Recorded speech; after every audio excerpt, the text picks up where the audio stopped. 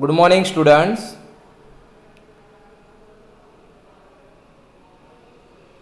Unit 5 Waves and Sound, lecture number 6.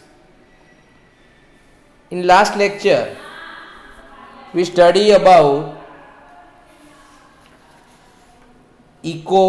acoustics of building, importance of reverberation of sound, reverberation time, coefficient of absorption of sound. Now, today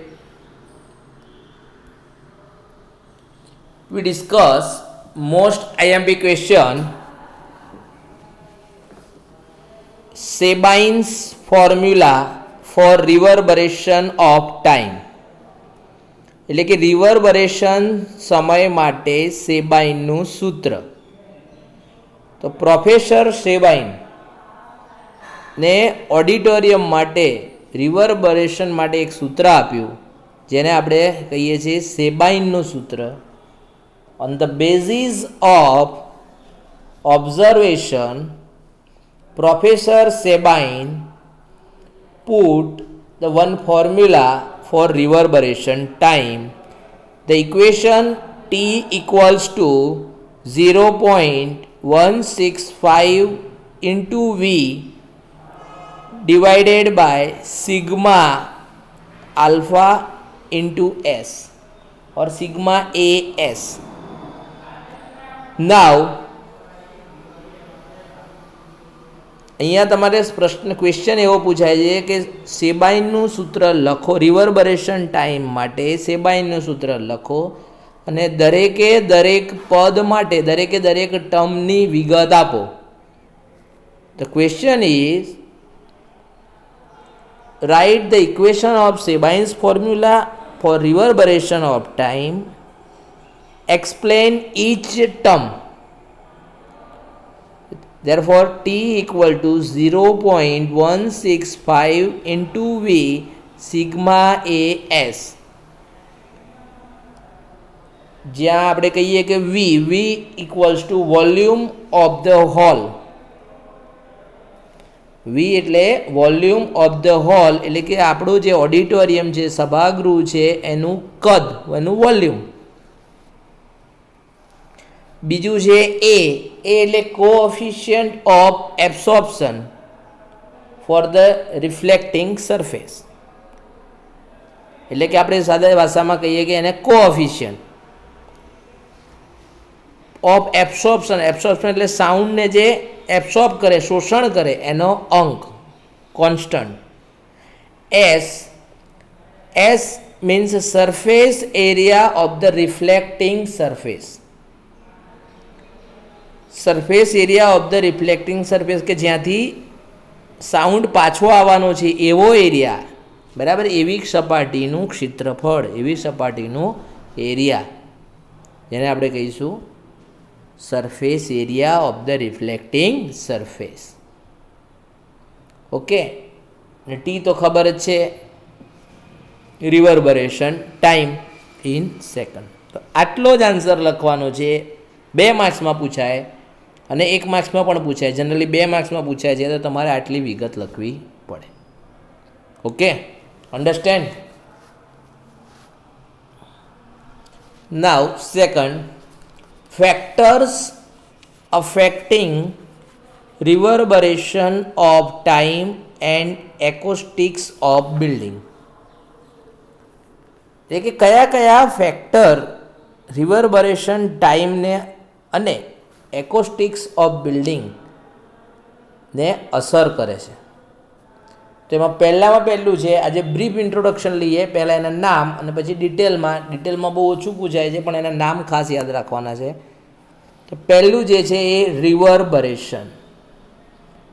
તો રિવર્બરેશન એટલે કે પહેલું કે ઓડિટોરિયમમાં ધારો કે બારી છે, વિન્ડો, તો સફિશિયન્ટ બારીઓ ખુલ્લી રાખેલી છે કે નથી, અવાજ બહાર જાય છે કે નથી જતો. અત્યારેની કન્ડિશનમાં ઓલ ઓડિટોરિયમ્સ આર એસી, એટલે બારી ખુલ્લી રાખી શકાય એવું આવે નહીં. તો આપણે એવી વસ્તુ હોવી જોઈએ કે સ્ટ્રો બોર્ડ, ફેલ્ટ, સેલોટેક્સ કે પડદા. Okay,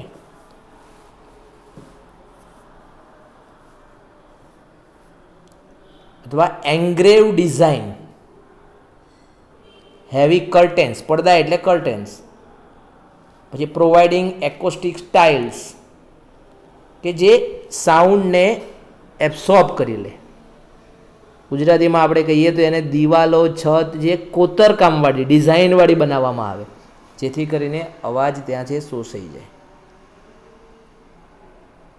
full capacity of audience, એટલે કે જેટલા પણ ઓડિયન્સ છે એને પૂરેપૂરી સંખ્યાની અંદર છે. ના હોય તો ખાલી સીટોના કારણે અવાજનું પરાવર્તન વધારે થાય. યાદ રાખજો, જ્યારે hall is not completed, hall જો પૂરેપૂરો ના ભરાયેલો હોય, hall is not fully completed with capacity, some seats are remaining, ત્યારે reflection of sound is more, એટલે કે સાઉન્ડનું રિફ્લેક્શન વધારે થાય છે. બરાબર, તો આપણે એના માટે ઓછામાં ઓછી બરાબર સીટો ખાલી રહેવી જોઈએ. એટલે સીટો હંમેશા ફોલ્ડિંગવાળી રાખવી પડે, ફોલ્ડિંગ ચેર્સ, એટલે સીટ બંધ થઈ જાય. ઓકે. સેકન્ડ, એડેક્યુટ લાઉડનેસ. એડેક્યુટ લાઉડનેસ ની અંદર તો ઇન્ક્રીઝિંગ સાઉન્ડ માટે આપણે પહેલાં તો using large sounding boards behind the speakers facing the audience, એટલે કે ઓડિયન્સની સામે રહે બરાબર એવા સ્પીકર્સની પાછળ, બરાબર એનું ફેસિંગ કઈ બાજુ હોય, ઓડિયન્સ બાજુ લગાવવાના કે આ સ્પીકરની પાછળ, અને એવા સાઉન્ડ બોર્ડ્સ આપણે રાખવાના. Low ceilings for reflecting the sound towards the audience. Ceiling જે છે લો સીલિંગ પ્રોવાઈડ થાય, બરાબર, reflecting the sound towards the audience. પછી એક્સ્ટ્રા લાઉડ સ્પીકર આપણે રાખતા હોય છે. પછી વુડન સરફેસ એન્ડ સ્પીકર્સ, એટલે એને કહેવાય adequate loudness. Third one is focusing due to wall and ceiling. Focusing due to wall and ceiling, એટલે કે વોલ અને સીલિંગ કયા પ્રકારની છે. તો અત્યારે બરાબર curve area, wall and ceiling are curve shape. There are curved surface on walls, floors, roofs of the hall. એટલે કે to prevent the uneven reflection of sound, we required no curved surface on walls.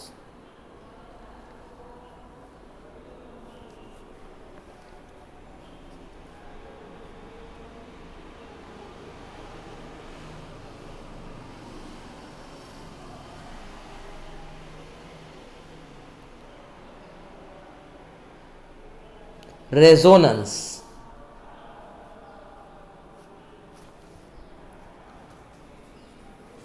Resonance એટલે poor quality window panes and some section of the wooden portion have low rigidity which create certain shuddering noise due to vibration on some frequencies.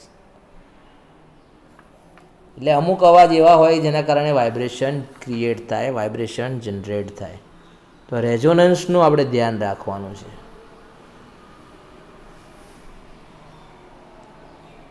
પછી ઇકોઝ. ઇકોઝ એટલે પડઘા. આપણે last લેક્ચરમાં ભણ્યા, an echo is created when the original sound wave and the reflected sound wave reaches the listener at a time of interval of 1/7 second. 1/10 થી વધારે થઈ જાય તો ઇકો આપણને સંભળાય. ઓકે, પછી ઇકોની ઇફેક્ટ જેને એચએલએન ઇફેક્ટ કહેવાય. એચએલએન ઇફેક્ટ એટલે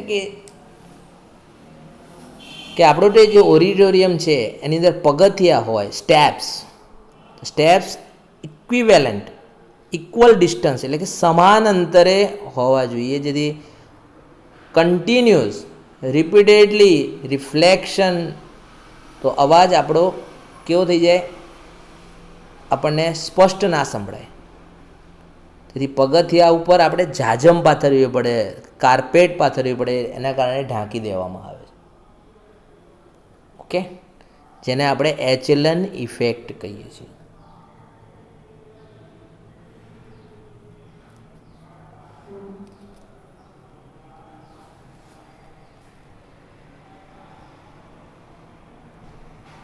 next is a external noise. External noise એનો મતલબ થયો કે બહારના અવાજો. તો there are 3 types of external noise. First, airborne noise. Airborne noise કોને કહીશું? The noise caused by commonly due to open window and ventilators reaching the hall from outside. એટલે કે બહારથી જે અવાજ આવતો હોય એ, બરાબર, બહારથી જે અવાજ આવતો હોય કે વિન્ડોમાંથી અવાજ આવે કે વેન્ટિલેટરમાંથી અવાજ આવે. તો એનું solution, by avoiding opening for pipes and ventilators, by allotting proper place for doors and windows, by allotting perfectly shutterable doors and windows એટલે બંધ થઈ જાય પ્રોપર એવા. Second is structure borne noise. Structure borne noise કોને કહીશું? તો the noise made by the structure of the building is called a structure borne noise. એટલે કે બિલ્ડિંગનું સ્ટ્રક્ચર જ એવું હોય જેના કારણે આપણને, તો એને મિનિમાઇઝ કરવા માટે using double walls having air space between them.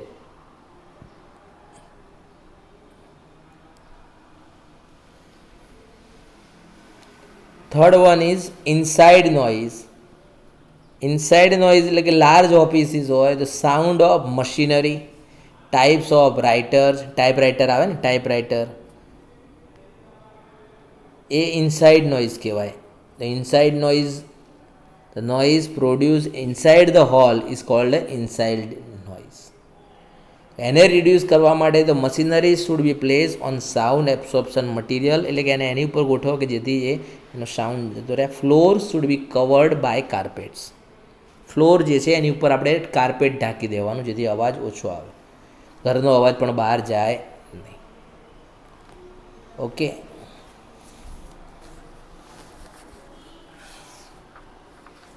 so in last I will brief the following are the condition for good acoustics hall. એટલે કે સારી કન્ડિશન કઈ? તો uniform quality and loudness of sound throughout the entire hall. The hall should have a optimum reverberation time. Quality and loudness of sound should not be affected by a presence of variable amount of audience. There should not be HLN effect and external noise must not disturb the acoustics of hall.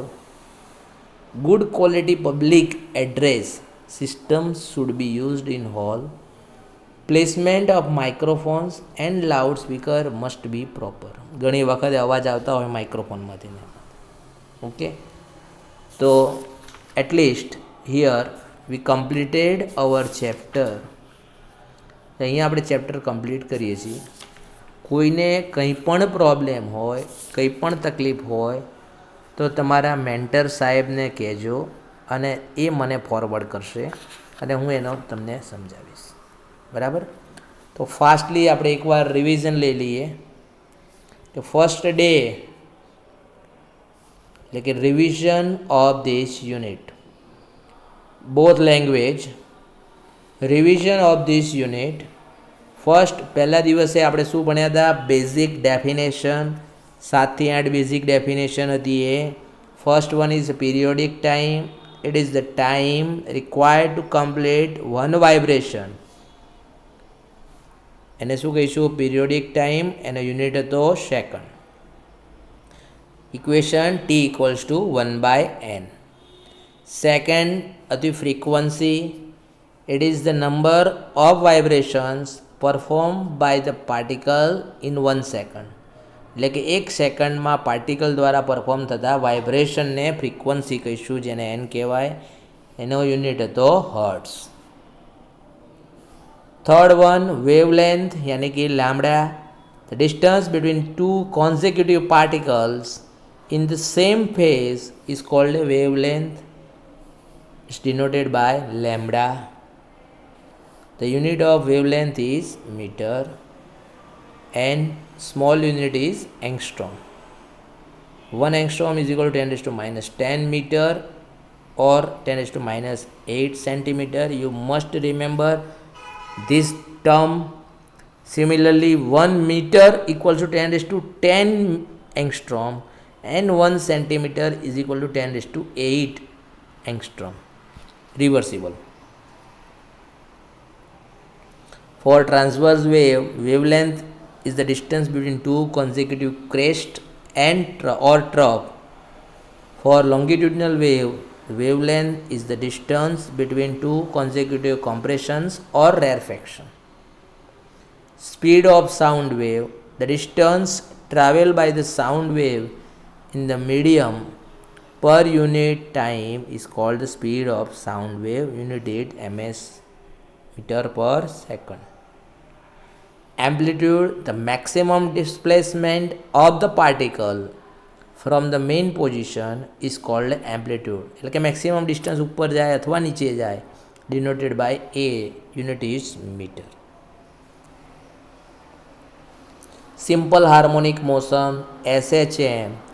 Simple harmonic motion is the motion in which the acceleration of the body is directly proportional to its displacement from a fixed point and is always directed towards the fixed point.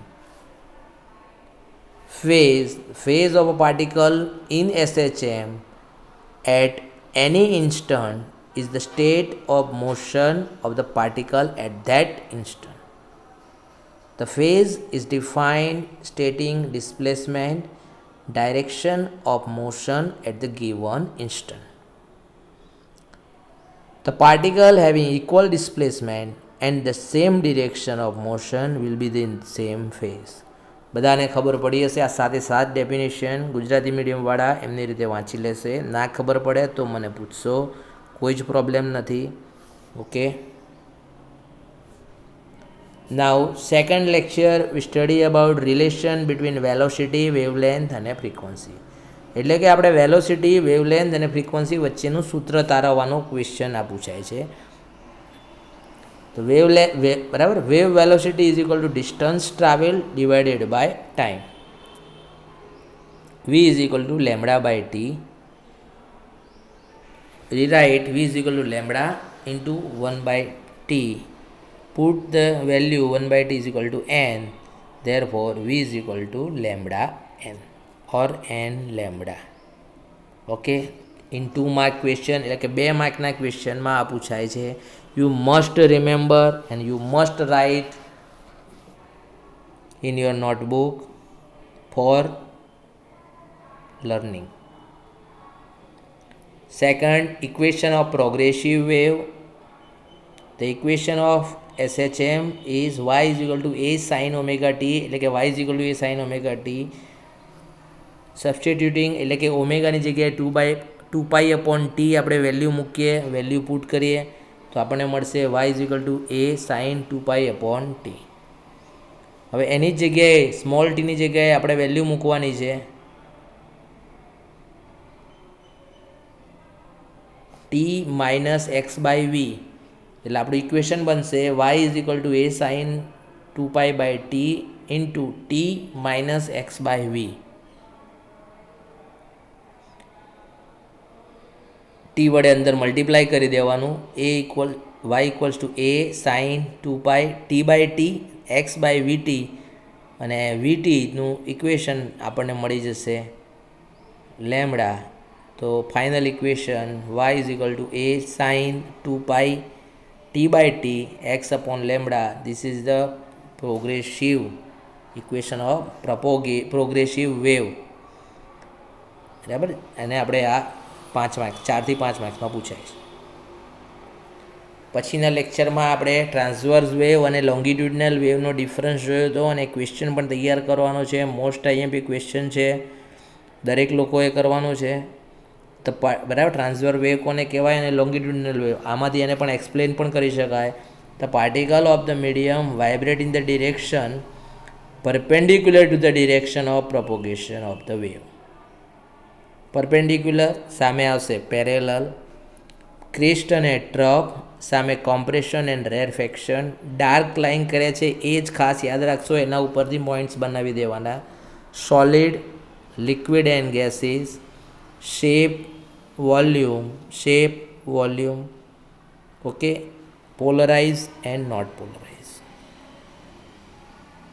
યાદ રાખજો બધા, અને આ difference બધાએ તૈયાર કરી દેવાનો છે. બીજું ખાસ બધાને જાણ કરવાની કે હવે આ ચેપ્ટરની વર્કબુકમાં જેટલા પણ ક્વેશ્ચન હોય એ ક્વેશ્ચન લખીને કમ્પ્લીટ કરીને એના ફોટા પાડીને પીડીએફ બનાવીને તમારે મેન્ટરને નેક્સ્ટ પછીના બુધવાર સુધીમાં મોકલી દેવા. ફરીથી બોલું છું કે આ ચેપ્ટર કમ્પ્લીટ થઈ ગયું છે, તેથી તેના વર્કબુકમાં જેટલા પણ ક્વેશ્ચન્સ છે એ બધા કમ્પ્લીટ કરીને લખીને ફોટા પાડીને ફોટા કમ્બાઈન કરીને પીડીએફ બનાવીને તમારા મેન્ટરને મોકલી દેવા. એ મને જણાવશે. ઓકે, બરાબર. બુધવાર સુધીમાં. Next ultrasonic waves. તો અલ્ટ્રાસોનિક વેવ્સ આપણે જોયા કે મોર દેન, એની ફ્રીક્વન્સી મોર દેન 20,000 હર્ટ્સ, એને અલ્ટ્રાસોનિક વેવ કહીશું. એવી રીતના બીજા હતા ઇન્ફ્રાસોનિક વેવ, જે લેસ દેન 20 હર્ટ્સ, અને આપણે સાંભળી શકીએ એવા એ 20 થી 20,000ની વચ્ચે, એટલે ઓડેબલ કહેવાય. હવે અલ્ટ્રાસોનિક વેવ્સના પ્રોપર્ટીઝ અને એના ઉપયોગો આપણે ભણ્યા હતા. We study about ultrasonic waves and પ્રોપર્ટીઝની અંદર they are nothing but waves with frequency higher than 20 kilohertz. They are highly energetic. They are longitudinal waves. આમાંથી તમારે 7 એક યાદ રાખવાની.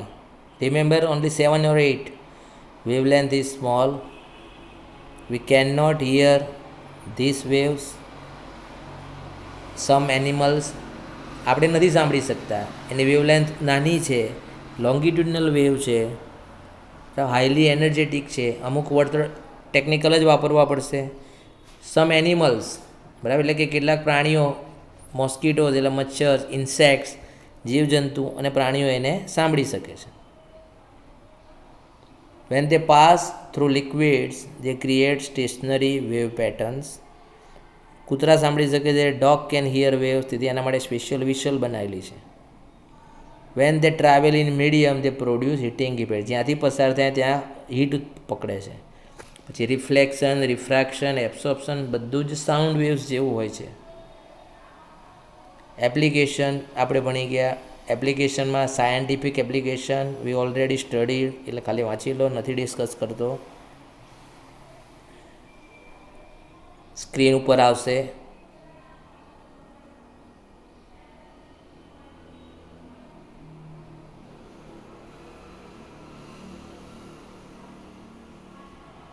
ઇન્ડસ્ટ્રીયલ એપ્લિકેશન એ પણ બધા જોઈ લો. હમણાં લાસ્ટ લેક્ચરમાં જ આ ભણાયેલું છે, એટલે એને યાદ જ હશે. લાસ્ટ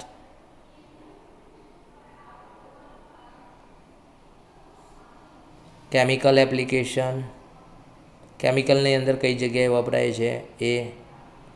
મેડિકલ એપ્લિકેશન, મેડિકલમાં ખાસ વધારે એનો યુઝ થાય છે ડિઝીઝ ટ્રીટમેન્ટ માટે, એબનોર્મલ ગ્રોથ માટે, સર્જિકલ યુઝ, ડેન્ટલ એટલે દાંત માટે, દાંતના કટિંગ માટે, બાયોલોજિકલ એપ્લિકેશન, બરાબર, કે પ્રાણીઓને બીવડાવવા માટે. Thank you very much.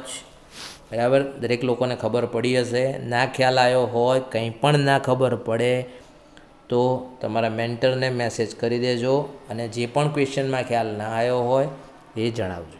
Okay, જય સ્વામિનારાયણ.